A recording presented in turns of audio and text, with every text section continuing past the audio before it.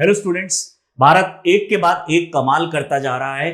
ऐसी एक हमें एक न्यूज मिलती है जिसमें भारत ने फिर से एक कमाल करके दिखाया है, जिसमें इंडिया में यानी गवर्नमेंट ऑफ इंडिया के थ्रू यहां पे ओडिशा कोस्ट से हमने एक टेस्ट फायर की है हाइपरसोनिक मिसाइल, जो कि एक लॉन्ग रेंज कैटेगरी में आती है। जी हाँ, भारत ने जो टेक्नोलॉजी डेवलप की है वो दुनिया के कुछ ही देशों के पास है, जो कि अभी डेवलपिंग फेज में ही है, लेकिन भारत ने इसको फुल्ली डेवलप भी कर लिया है। यहां अगर हम बात करें हाइपरसोनिक मिसाइल टेक्नोलॉजी की, तो ये एक ऐसी मिसाइल होती है जिसकी जो रेंज होती है 1500 किलोमीटर से ज्यादा होती है और जिसकी स्पीड 5 मैक से भी ज्यादा होती है, यानी हाइपरसोनिक मिसाइल कैटेगरी में ये मिसाइल्स आती हैं। ऐसी जो मिसाइल टेक्नोलॉजी होती है उसके लिए हमें बहुत सारी टेक्नोलॉजीज को ऐड ऑन करना पड़ता है, प्रिसीशन लेवल देखना पड़ता है, स्टेल्थ टेक्नोलॉजी इसमें लगानी पड़ती है और बहुत ही ज्यादा पैसा भी खर्च करना पड़ता है। रिसेंटली भारत ने फिर दोबारा से ये प्रूव करके दिखाया है कि डिफेंस टेक्नोलॉजी में दूसरी कंट्रीज से भारत पीछे नहीं है। इस तरह की जो टेक्नोलॉजी है वो दूसरी कंट्रीज के पास धीरे धीरे करके डेवलप हो रही है और इंडिया ने इसको अभी डेवलप भी कर लिया है। और रिसेंटली 16 नवंबर को ओडिशा कोस्ट से इसको टेस्ट फायर करके दुनिया को दिखा दिया है कि दुनिया के पीछे एक तरीके से भारत नहीं है, भारत के पीछे दुनिया धीरे धीरे आगे बढ़ रही है। बात करते हैं आज के इस टॉपिक की, India test long range hypersonic missile. एक इस तरह की मिसाइल जो कि कुछ ही देश के पास में है और हाइपरसोनिक स्पीड पे ये मिसाइल चल सकती है। रिसेंटली एक न्यूज आती है, DRDO successfully tested India's first long range hypersonic missile. यहां पे लॉन्ग रेंज का मतलब है 1500 किलोमीटर रेंज और जो हमारी स्पीड है वो यहां पे 5 मैक से ज्यादा होने वाली है। अब यहां पे एक कंफ्यूजन क्रिएट हो सकती है कि भारत के पास पहले से ही शौर्य जैसी मिसाइल है, यहां पे सागरिका K-15 जैसी मिसाइल है और अग्नि 5 जैसी मिसाइल है जो कि पहले से ही हाइपरसोनिक कैटेगरी में आती है। तो ये कौन सी पहली हाइपरसोनिक मिसाइल है जो इंडिया ने अभी रिसेंटली टेस्ट फायर किया है? इसके लिए हम बताना चाहते हैं कि जिससे पहले जो भी हाइपरसोनिक मिसाइल डेवलप की गई है भारत द्वारा, वो सारी hypersonic missile complete hypersonic missile category में नहीं आती है। इसका मतलब है कि जब जो मिसाइल टारगेट को हिट करने वाली होती है उससे कुछ टाइम पहले, यानी कुछ 15 से 20 मिनट पहले ही वो हाइपरसोनिक स्पीड में आती है। यानी जब वो टारगेट को हिट करने वाली है उसको हाइपरसोनिक स्पीड में अचीव कर लिया जाता है और वहां पे वो टारगेट को हिट करती है। यानी पूरा पाथ जो मिसाइल लॉन्च करती है वो पूरा पाथ वो हाइपरसोनिक स्पीड में नहीं होता। बट ये जो मिसाइल रिसेंटली टेस्ट की गई है ये कंप्लीट हाइपरसोनिक है, राइट फ्रॉम द स्टार्टिंग, यानी बिल्कुल स्टार्टिंग करने से, यानी जब बटन प्रेस किया जाएगा वहां से इसकी स्पीड धीरे धीरे करके एकदम से वहां पे हाइपरसोनिक स्पीड चली जाएगी, यानी 5 मैक से ऊपर चली जाएगी और टारगेट हिट करने तक इसकी जो स्पीड है 5 मैक से भी ज्यादा पहुंच जाएगी। इसके बारे में और डिटेल समझते हैं कि पहले सबसे समझते हैं कि जो हमारी मिसाइल्स होती हैं वो कितनी तरह की होती हैं। दरअसल हमारी जो मिसाइल को दो ब्रॉड कैटेगरी में डिवाइड किया गया है। हमारी दो तरह की मिसाइल्स होती हैं। पहली मिसाइल को बोलते हैं बैलिस्टिक मिसाइल। बैलिस्टिक मिसाइल का यहां पे मतलब होता है कि जो पाथवे जो फॉलो करती है हमारी मिसाइल वो कर्ड पाथवे होता है, प्रोजेक्टाइल पाथवे होता है। वहीं पे दूसरी मिसाइल होती है हमारी क्रूज मिसाइल, जिसके अंदर में जो पाथवे होता है वो होता है स्ट्रेट लाइन। तो यहां पे स्ट्रेट लाइन पाथ फॉलो किया जाता है और यहां पे प्रोजेक्टाइल मोशन यहां पे फॉलो किया जाता है। वहीं पे अगर हम बात करें, सपोज कीजिए ये हमारा अर्थ है और अर्थ के चारों तरफ ये है हमारा एटमॉस्फेयर, तो अर्थ के एटमॉस्फेयर के बाहर तक ये मिसाइल जाती है और हमारे टारगेट को हिट करती है। इससे एक फायदा होता है कि जितने टाइम भी एटमॉस्फेयर से बाहर रहेगी वहां पे हमें कोई फ्यूल की जरूरत नहीं पड़ती है, एक्स्ट्रा थ्रस्ट देने की जरूरत नहीं पड़ती है, ग्रेविटी इसमें कम होती है। तो जो मोमेंटम हमने प्रोवाइड किया है उसको अचीव करते हुए ये पूरा पाथ फॉलो करती है। यानी 60-70% जो पाथवे है वो फ्री ऑफ कॉस्ट, यानी उसमें कोई भी फ्यूल नहीं लगता और उसमें कोई भी थ्रस्ट अप्लाई नहीं किया जाता। और जब ये दोबारा से री एंटर करती है एटमॉस्फेयर में तब इसकी स्पीड मोमेंटम की वजह से और ग्रेविटी की वजह से बढ़ जाती है और टारगेट को यहां पे हिट करती है। ऐसे केस में ये जो मिसाइल्स होती हैं एटमॉस्फेयर को क्रॉस करके लॉन्ग टारगेट को हिट कर सकती हैं। तो जनरली जो लॉन्ग टारगेट्स होते हैं लॉन्ग रेंज के लिए हम डेवलप करते हैं इस तरह की बैलिस्टिक मिसाइल्स। तो वहीं पे जो क्रूज मिसाइल्स होती है, सपोज कीजिए हमारा अर्थ है and this is our atmosphere, तो क्रूज मिसाइल का जो टारगेट होता है, जो पाथ होता है वो शॉर्ट रेंज का होता है और जो हमारी एटमॉस्फेयर के अंदर में ही ये मूव करती है ताकि हमारी स्पीड को बढ़ाया जा सके। बट इसके अंदर एक प्रॉब्लम होती है कि रेंज को नहीं बढ़ा सकते क्योंकि ओवरऑल डिस्टेंस में हमें यहाँ पे फ्यूल चाहिए होता है, अनलाइक दिस बैलिस्टिक मिसाइल, क्योंकि इस वाले पाथ में जब एटमॉस्फेयर से बाहर होगी वहां पे फ्यूल नहीं चाहिए होता, तो हम इसको लॉन्ग रेंज तक ले जा सकते हैं। वहीं पे क्रूज मिसाइल के टोटल पाथ के अंदर में फ्यूल चाहिए होता है, तो हमें इसे दूसरे यानी बहुत ज्यादा रेंज तक, यानी 6,000, 5,000, 7,000 किलोमीटर तक हम इसको नहीं ले जा सकते। ऐसी कैटेगरी में अगर हमारी मिसाइल है और उसकी रेंज अगर 1000 किलोमीटर है तो उसको लॉन्ग रेंज कैटेगरी मानी जाती है। उदाहरण के तौर पे अगर हम बात करें, जो ब्रह्मोस 2 डेवलप की जा रही है भारत द्वारा और रशिया द्वारा, तो ब्रह्मोस 2 है उसका जो रेंज होगा वो 900 किलोमीटर के आसपास तक का हो सकता है। अभी तक जो प्रोक्लेम किया गया वो 600 किलोमीटर, लेकिन इसको 900 किलोमीटर तक की रेंज तक बढ़ाया जा सकता है। तो ऐसी क्रूज मिसाइल्स होती हैं और इस तरह की मिसाइल्स को हम बोलते हैं बैलिस्टिक मिसाइल। जो हमारी इस तरह की जो अभी हाइपरसोनिक मिसाइल अभी जो टेस्ट की गई है वो ना ही पूरी तरीके से बैलिस्टिक है ना ही पूरी तरीके से क्रूज है, कुछ इन दोनों का मिक्सचर है जिसमें जो प्रोजेक्टाइल मोशन होगा वो हाफ में प्रोजेक्टाइल मोशन है और वो कभी भी क्रूज टाइप की तरह यानी क्रूज मिसाइल की तरह अपना जो पाथ है वो स्ट्रेट लाइन भी कर सकती है। यानी इस टेक्नोलॉजी में दोनों टेक्नोलॉजी को यूज किया गया है। कुछ पार्ट हमारा बैलिस्टिक का होगा और कुछ पार्ट हमारा क्रूज का होगा और उसको मिला के हमने ये लॉन्ग रेंज की हाइपरसोनिक मिसाइल डेवलप की है। बैलिस्टिक मिसाइल को अगर हम फर्दर अगर डिवाइड करना चाहे तो शॉर्ट रेंज बैलिस्टिक मिसाइल जिसकी रेंज 1000 किलोमीटर के अंदर होती है। वहीं पे जो मीडियम रेंज बैलिस्टिक मिसाइल्स हैं उनकी रेंज 2500 किलोमीटर 2500 किलोमीटर तक के अंदर की होती है।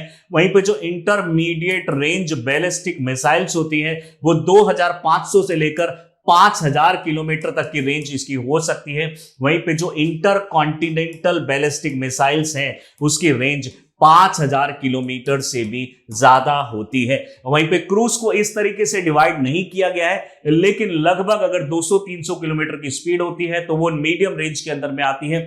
100-200 के आसपास होती है वो शॉर्ट रेंज के अंदर में आती है और वो 300-400 को 500 को क्रॉस कर देती है तो उसको लॉन्ग रेंज कैटेगरी में क्रूज मिसाइल बोला जाता है। यह कहने का मतलब यह है कि जो यहाँ पे शॉर्ट रेंज कैटेगरी में आती है बैलिस्टिक मिसाइल, वही यहाँ पे एक लॉन्ग रेंज कैटेगरी में क्रूज मिसाइल बन जाती है 1000 किलोमीटर की रेंज के अंदर में भी अगर ये है तो। रिसेंटली जो हमें ये डेवलप किया है, 2 इंस्टीट्यूशन ने इसको डेवलप किया है। डॉक्टर एपीजे अब्दुल कलाम जो मिसाइल कॉम्प्लेक्स है हैदराबाद में और जो हमारा डीआरडीओ है, उन दोनों ने मिलकर इस मिसाइल को रिसेंटली डेवलप किया है जो कि 100% हाइपरसोनिक होगी। यानी ये पर्टिकुलर सपोज कीजिए हमारा अर्थ है और अर्थ के ये एटमॉस्फेयर है, तो ये एटमॉस्फेयर को क्रॉस भी कर सकती है और नहीं भी, यानी इसके ऊपर डिपेंड करता है। ये क्रूज की तरह भी काम कर सकती है और बैलिस्टिक की तरह भी काम कर सकती है। अल्टीमेटली जो इसकी स्पीड है स्टार्टिंग से ही लास्ट पॉइंट तक हाइपरसोनिक कैटेगरी में ही रहेगी, यानी 5 मैक से ही ज्यादा रहेगी। अगर हम स्पीड के बेसिस पे बात करें तो पहला होता है subsonic, then we have sonic, then we have supersonic और सुपरसोनिक के बाद होता है हाइपरसोनिक। हाइपरसोनिक, सोनिक का मतलब होता है स्पीड ऑफ साउंड जो कि एक मैक में कंसीडर किया जाता है। 1 मैक होता है 330 से लेकर 340 मीटर पर सेकंड की स्पीड को हम 1 मैक बोलते हैं, जो कि स्पीड की साउंड की स्पीड है, जो मैक्सिमम साउंड की स्पीड है। अगर हम सबसोनिक की बात करें तो वो लेस देन 1 मैक होता है। वहीं पे सोनिक की बात करें या ट्रांससोनिक की बात करें तो उसको बोलते हैं 1 मैक स्पीड पे, और हम सुपरसोनिक की बात करें तो 1 से लेकर 5 मैक तक, और हाइपरसोनिक का मतलब होता है 5 मैक से ज्यादा की स्पीड। तो रिसेंटली जो ये हाइपरसोनिक डेवलप की गई है, इसका मतलब है कि इसकी जो स्पीड है वो 5 मैक से कहीं ज्यादा है। फाइनल जो स्पीड है और जो एक्चुअल की स्पीड है उसको अभी गवर्नमेंट के द्वारा प्रोक्लेम नहीं किया गया है, बट जितना भी हमें न्यूज चैनल से और इनसे हमें इंफॉर्मेशन मिलती है और जो गवर्नमेंट के डेटा और रिकॉर्ड है उनसे इंफॉर्मेशन मिलती है, वो 5 मैक से ज्यादा की स्पीड होने की आशंका है और ये लॉन्ग रेंज कैटेगरी में आती है। यहां पे जो लॉन्ग रेंज है वो 1500 किलोमीटर से लेकर 1700 किलोमीटर की मानी जा रही है और इस रेंज के अंदर में इस मिसाइल को लॉन्च किया जा सकता है। बहुत ही कम देश के पास ऐसी मिसाइल है। उदाहरण के तौर पर रशिया इसको डेवलप कर रहा है, यूएसए इसको डेवलप कर रहा है, जर्मनी इसको डेवलप कर रहा है, फ्रांस इसको डेवलप कर रहा है और चाइना इसको डेवलप कर रहा है। लेकिन किसी भी कंट्री के पास पूरी तरीके से हाइपरसोनिक 100% हाइपरसोनिक अभी तक डेवलप नहीं हुई है, लेकिन भारत ने इसको करके दिखाया है। दूसरी कंट्रीज प्रोक्लेम करती हैं कि उन्होंने इसको डेवलप कर लिया है, लेकिन उसके बहुत ज्यादा पुख्ता कोई सबूत हमें नहीं मिलते हैं। लेकिन अगर हम इसको मान भी ले कि अगर दूसरी कंट्री ने डेवलप कर भी लिया है, तो इंडिया टॉप 5 कंट्री में है जिसने हाइपरसोनिक मिसाइल को अभी पूरी तरीके से हाइपरसोनिक को डेवलप कर लिया है। न्यूज की अगर हम बात करें तो डीआरडीओ ने एक मेजर माइलस्टोन अचीव कर लिया है। रिसेंटली ओडिशा पोस्ट से इसको टेस्ट फायर भी कर लिया गया है। Doctor APJ Abdul Kalam missile complex जो कि हैदराबाद में है और डीआरडीओ ने, इन दोनों ने मिलकर इसको टेस्ट फायर को किया है। 1500 किलोमीटर से ज्यादा इसकी जो रेंज है वो हो सकती है। दूसरी कंट्रीज बोल रही हैं कि जो इंडिया है वो इस रेंज को छुपा रहा है, इससे ज्यादा भी रेंज इसकी हो सकती है। उदाहरण के तौर पे चाइना ने बोला है कि इंडिया हर बार जब भी मिसाइल डेवलप करता है तो उसकी रेंज 20-30% जो है वो कम ही बताता है। रियलिटी में इसकी जो रेंज है वो 2000 से ज्यादा हो सकती है, लेकिन गवर्नमेंट ऑफ इंडिया के जो डेटा बताते हैं वो 1500 से 1700 किलोमीटर की रेंज हो सकती है। हाइपरसोनिक मिसाइल के बारे में अगर हम बात करें तो जो मैंने बताया आपको 5 मैक से ज्यादा स्पीड होगी, यानी 5 × 330 मीटर पर सेकंड अगर हम करेंगे, यानी 1.5 से 2 किलोमीटर पर सेकंड की स्पीड से भी ज्यादा स्पीड इसकी हो सकती है। मैनेवरेबिलिटी की अगर हम बात करें, यानी मैन्यूवर इसको किया जा सकता है, डायरेक्शन जब चाहे हम इसको चेंज कर सकते हैं, अनलाइक बैलिस्टिक मिसाइल, क्योंकि बैलिस्टिक मिसाइल के अंदर में एक बार लॉन्च करने के बाद ये प्री टारगेटेड होती हैं और एक बार लॉन्च करने के बाद इसका टारगेट जो चेंज नहीं किया जा सकता है और इस मिसाइल का पाथ भी चेंज नहीं किया जा सकता। लेकिन क्रूज मिसाइल के अंदर में ऐसा कर सकते हैं, यानी कुछ जो इसके जो कैरेक्टरिस्टिक्स हैं, जो प्रॉपर्टीज हैं वो क्रूज मिसाइल से मिलती है। मैन्यूवरेबिलिटी जो है वो क्रूज मिसाइल से आती है और जो इसकी रेंज है वो इसकी बैलिस्टिक मिसाइल से आती है। बात करते हैं कितने टाइप की हाइपरसोनिक मिसाइल्स होती हैं। 2 तरह की हाइपरसोनिक मिसाइल्स है। Hypersonic glide vehicle, hypersonic glide vehicle का मतलब है पहले रॉकेट इसको एक रेंज तक लेके जाएगा और उसके बाद जो इसका हाइपरसोनिक वाला पार्ट है, जो कि 5 मैक से ज्यादा वाला पार्ट होगा, वो वहां से इजेक्ट हो जाता है और टारगेट को हिट करता है। दूसरा हम बात कर सकते हैं सुपरसोनिक क्रूज मिसाइल कैटेगरी होती है, जिसमें स्टार्टिंग से ही वो एक तरीके से स्पीड को अचीव करके रखता है और इसके अंदर में एयर ब्रीदिंग सिस्टम लगा होता है, यानी एयर को ये अपने साथ लेके नहीं जाता, एटमॉस्फेरिक एयर को यूज कर लेता है, जिससे इसका ओवरऑल वेट बढ़ जाता है और रेंज इसकी बढ़ जाती है। यानी क्रूज मिसाइल के अंदर में जो मिसाइल होती है उसको बहुत ही फास्ट लॉन्च किया जा सकता है और क्विक एक्शन की मिसाइल्स होती है, यानी बटन प्रेस करने के कुछ ही सेकंड और कुछ ही मिनट बाद इसको लॉन्च किया जा सकता है और स्टार्टिंग से ही इसकी जो स्पीड है वो ज्यादा रहती है। लेकिन डेफिनेटली हाइपरसोनिक जो कैपेसिटी है वो इसकी एक रेंज होने के बाद ही जाएगी। लेकिन जो अभी फिलहाल के लिए जो इन्होंने डेवलप किया है वो उन्होंने पूरी तरीके से बताया नहीं है कि ये ग्लाइड व्हीकल है या क्रूज व्हीकल है, जबकि जो एक्सपर्ट्स का मानना है वो इन दोनों के बीच का है। यानी जो ये हमारी जो मिसाइल होगी वो ग्लाइड और क्रूज के बीच की मिसाइल हो सकती है। एक कुछ टाइम, थोड़े से टाइम के लिए थोड़ा स्पीड इसकी कम होगी और इंस्टेंटली एकदम से इसकी स्पीड बढ़ जाएगी, जो कि एक पूरा ग्लाइड व्हीकल भी नहीं बोल सकते और क्रूज मिसाइल भी नहीं बोल सकते। लेकिन गवर्नमेंट ने और डेटा के अकॉर्डिंगली मेनली ये यानी 60-70% ये ग्लाइड टेक्नोलॉजी के अंदर में आता है। हाइपरसोनिक की अगर हम बात करें तो एक तरीके से गेम चेंजर हो सकता है नेशनल सिक्योरिटी में, क्योंकि आप जानते हैं हमारे आसपास की जो हमारी जो एनिमी कंट्रीज है वो कभी भी किसी भी टाइम पे अटैक कर सकती हैं। इस तरह का जो थ्रेट है हमारे सामने हमेशा रहता है। हमारे जो ब्रह्मोस जैसी मिसाइल्स है जो कि क्रूज मिसाइल है, निर्भय जैसी क्रूज मिसाइल को हम हमेशा डिप्लॉय करके रखते हैं। हमारे जो मेनली जो स्पेशली बॉर्डर एरियाज हैं वहां पे इस तरह की मिसाइल्स अगर होंगी तो डेफिनेटली दूसरी कंट्रीज के जो माइंड में एक थ्रेट भी बनाए रख सकती हैं। बात करते हैं एडवांटेज की। डेफिनेटली ये यानी hypersonic missile offer responsive long range, यानी 1500 किलोमीटर इस कैटेगरी में लॉन्ग रेंज कैटेगरी आती है और उस कैटेगरी में बहुत अच्छा एक तरीके से साबित हो सकता है। डिस्टेंट जो सोर्सेज है उनको हिट कर सकती है, डिफेंड कर सकती है, टाइम क्रिटिकल टारगेट हो सकते हैं, यानी टाइम से रिलेटेड हमारा टारगेट जो इन टाइम हम इसको हिट भी कर सकते हैं। काइनेटिक एनर्जी के इंपैक्ट को यूज करती है, यानी जब ये वापस आती है तो इसकी स्पीड फर्दर बढ़ जाती है और ये टारगेट को हिट कर देती है उसके यानी मोमेंटम के बेसिस पे।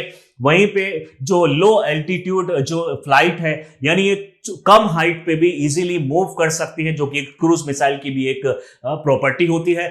कम हाइट पे रहने की वजह से बहुत ज्यादा फास्ट भी हो सकती है ये, और क्योंकि इसके अंदर में कॉन्टिन्यूस हमें फ्यूल यूज करना होगा, फ्यूल यूज करके हम कितनी भी स्पीड को बढ़ा सकते हैं, अनलाइक प्रॉपर बैलिस्टिक मिसाइल जिसमें एक स्पीड के बाद में हम उसकी स्पीड नहीं बढ़ा सकते, सिर्फ मोमेंटम से उसको हम आगे ले जा सकते हैं। तो इसके अंदर में एक लो एल्टीट्यूड होने की वजह से बैलिस्टिक यानी पूरी बैलिस्टिक भी इसको नहीं बोल सकते हैं, making them harder to track with the surface based sensors. जो सरफेस बेस्ड सेंसर्स हैं वो इतनी फास्ट स्पीड और इतनी लो हाइट होने की वजह से इसको डिटेक्ट ठीक से नहीं कर पाएंगी।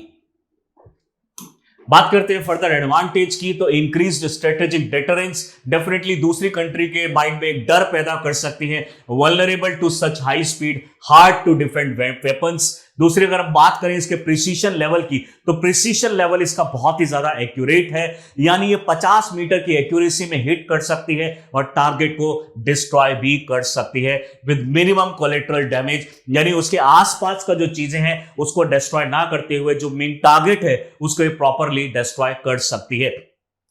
फ्लेक्सिबिलिटी की अगर हम बात करें मिलिट्री ऑपरेशन में, तो हर तरह के मिलिट्री ऑपरेशन में इसको यूज किया जा सकता है। नेवल में इसको यूज किया जा सकता है। स्टार्टिंग में बोला जा रहा था, जब इन्होंने लास्ट टाइम इसको टेस्ट फायर किया था, तो तब बोला जा रहा था कि ये जो मिसाइल है एंटी शिप मिसाइल कैटेगरी में है, लेकिन बाद में ये गवर्नमेंट ने एक तरीके से प्रोक्लेम किया कि ये सिर्फ एंटी शिप मिसाइल नहीं है, और भी टेक्नोलॉजी और भी तरीके से इसको यूज किया जा सकता है।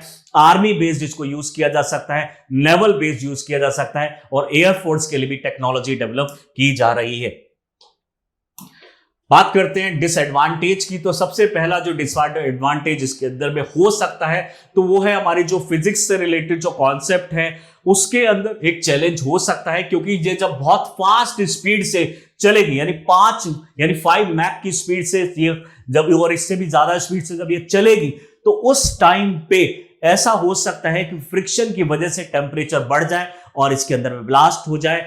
यानी अभी तक लेकिन टेस्ट फायर में ऐसा नहीं हुआ, लेकिन फ्यूचर में ऐसा हो सकता है कि अगर इसकी स्पीड फर्दर बढ़ाई गई तो फ्रिक्शन की वजह से जो कार्बन सीसी फाइबर के जो हमारे बाहर के अलॉयज लगे होते हैं वो भी शायद पिघल जाए। डेफिनेटली उसके ऊपर में डेवलपमेंट हो सकती है और हम ऐसी टेक्नोलॉजी डेवलप कर सकते हैं, और हमने ऐसी टेक्नोलॉजी डेवलप भी की है। यानी जो हम रॉकेट लॉन्च करते हैं उसमें ऐसी टेक्नोलॉजी यूज की जाती है, तो हम वही टेक्नोलॉजी को इसमें भी लगा सकते हैं, तो इस चीज को सॉर्ट आउट किया जा सकता है। प्रिसीशन मैन्यूवरेबिलिटी जो है वो यहां पे अचीव करना एक बहुत ही बड़ा टारगेट, यानी एक तरीके से चैलेंज हो सकता है। एग्जैक्ट टारगेट को एक तरीके से हिट करना के लिए हमें जो गाइडेंस एंड जो कंट्रोल सिस्टम है बहुत ही सोफिस्टिकेटेड और डेडिकेटेड सिस्टम चाहिए जो प्रॉपरली काम कर सके। कम्युनिकेशन इशू हो सकता है, क्योंकि जब बहुत फास्ट कोई स्पीड चलती है तो डेटा कम्युनिकेशन के अंदर में थोड़ा सा एक लेटेंसी आ सकती है। लेटेंसी की वजह से हो सकता है कि ये मिसाइल जो है हम गलत जगह पे गलत डायरेक्शन में मैनेवर कर दें, बट डेफिनेटली धीरे धीरे करके ये टेक्नोलॉजीज भी आ जाएंगी जिसपे हम बहुत फास्ट मूविंग ऑब्जेक्ट्स को भी प्रॉपरली कम्युनिकेट कर सकें और कंट्रोल कर सकें फास्ट स्पीड के अंदर।